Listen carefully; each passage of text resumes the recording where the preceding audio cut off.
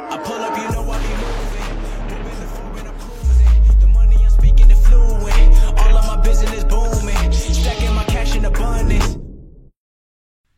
Salut à tous les postos, bienvenue dans cette nouvelle vidéo à moins de 24 heures du premier choc entre le Paris Saint-Germain et l'Olympique Lyonnais. Premier test, réellement, contre une grosse équipe, même si Lyon fait un début de saison assez compliqué, mais ils reviennent dans la course, ils enchaînent les victoires, que ce soit en Ligue 1 ou en Europa League.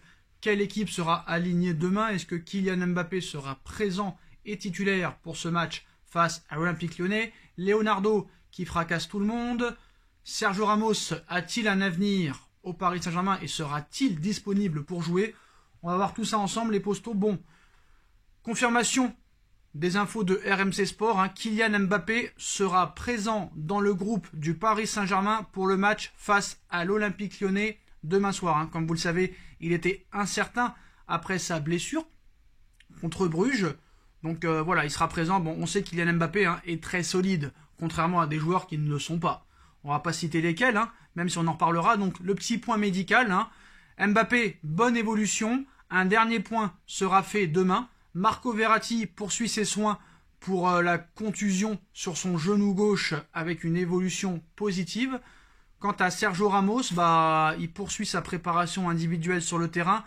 On va voir un petit peu ce qu'il en est plus tard dans la vidéo, comme Juan Bernat qui continue sa reprise avec le groupe et son travail spécifique. Garbi continue ses soins pour sa gêne aux adducteurs et reprendra avec le groupe la semaine prochaine. Donc il y a beaucoup de choses à dire sur les joueurs du Paris Saint-Germain, que ce soit sur les titulaires, sur les absents. Mais on va aussi enchaîner avec les propos de Leonardo qui clashent la presse sur le salaire de Lionel Messi. Leonardo à RMC Sport sur le salaire de Messi. On ne peut pas accepter de sortir ça en première page d'un journal comme l'Équipe. C'est inacceptable.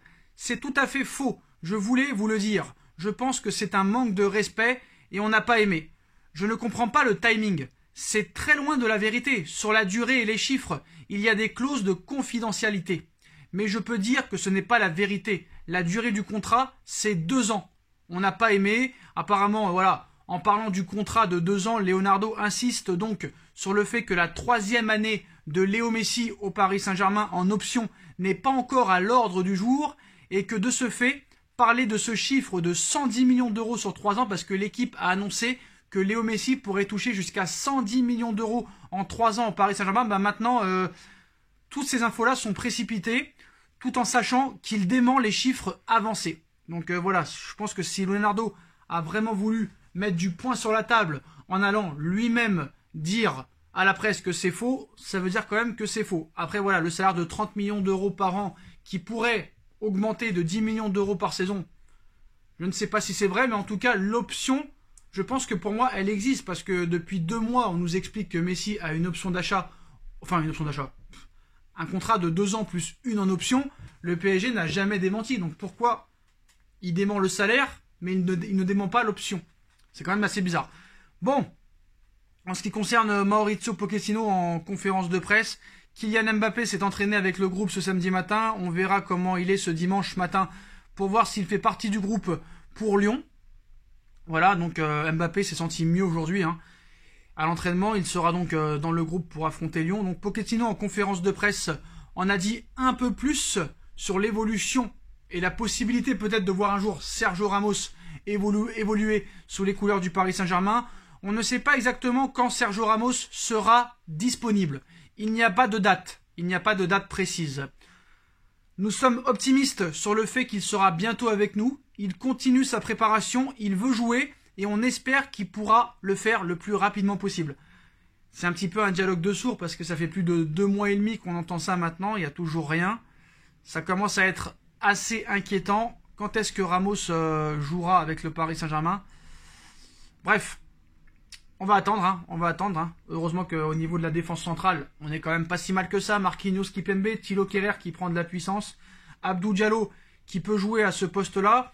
On sait que Wijnaldum n'est pas au mieux et il a tenu à réagir quant aux critiques à son égard. Évidemment, je suis heureux, comme toute l'équipe, que Léo Messi ait rejoint le PSG. Je suis fier de pouvoir partager avec lui les vestiaires, évoluer à l'entraînement avec lui et jouer les matchs à ses côtés. Zidane est mon idole. Jusqu'à présent, j'ai toujours joué contre Messi et c'était toujours très dur. Je vais apprécier de l'avoir dans mon camp. C'est encore plus appréciable parce que j'ai appris à mieux le connaître. C'est réellement une personne vraiment humble. Mais quel rapport réellement avec ton mauvais début de saison? Bref, c'est pas grave. Ander Herrera aussi, qui continue à enchaîner les interviews aujourd'hui. Ander Herrera, t'as l'impression que c'est vraiment le gars qui défend le Paris Saint-Germain. L'un des seuls joueurs, peut-être avec Marquinhos et Kimpembe, à défendre réellement le Paris Saint-Germain. En disant Sergio Ramos, je sais qu'il souffre intérieurement de ne pas pouvoir jouer. Mais aujourd'hui, je l'ai vu et il était super motivé, souriant et impatient de s'entraîner avec le reste de l'équipe. L'avenir de Mbappé, je pense que ça dépend de ce qui va se passer cette année. S'il se sent important, le club aura plus d'arguments pour qu'il reste.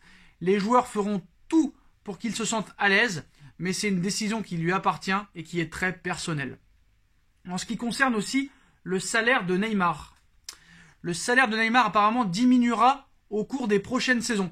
En outre, l'option pour 1 an supplémentaire dans sa prolongation jusqu'en 2025 est quasiment automatique. Alors que le salaire de Neymar descende d'année en année, je suis désolé mais c'est le minimum. Hein. Heureusement qu'il ne va pas encore augmenter parce que là vraiment ce serait vraiment incroyable d'incompétence. En ce qui concerne Presnel Kimpembe, réussir dans son club de cœur est parfois difficile. L'amour du maillot peut être lourd à porter pour certains. Moi, qu'il a été l'essence dans mon moteur, donc voilà. Hein. Bref, les postos. Bon. Sur une éventuelle prolongation de Mbappé, on ne sait pas réellement ce qu'il en est. Et peut-être qu'on n'est pas prêt de le savoir. En ce qui concerne Ramos, va-t-il jouer un jour au Paris Saint-Germain? Là en plus, on ne peut pas se précipiter sur ça. Est-ce que je suis inquiet?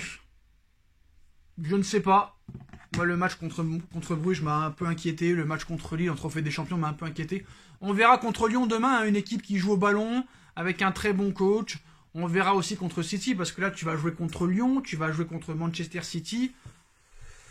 On va voir déjà ce que ça vaut un petit peu. Voilà, très clairement. Mais je pense que le match contre City va être tout autre que celui de Bruges. Parce que là, je suis sûr que contre Manchester City, ça va jouer sérieux. Là, ça va pas jouer en sénateur ou en président. Là, ça va jouer avec le Traxir, ça va jouer sérieux là. Ça, je me fais pas de soucis. Mais bon, on verra ce qui se passera. Dites-moi en commentaire ce que vous en pensez. Je compte sur vous pour bombarder la barre de like. Et on se retrouve très vite pour une nouvelle vidéo, les postos. Tchuss.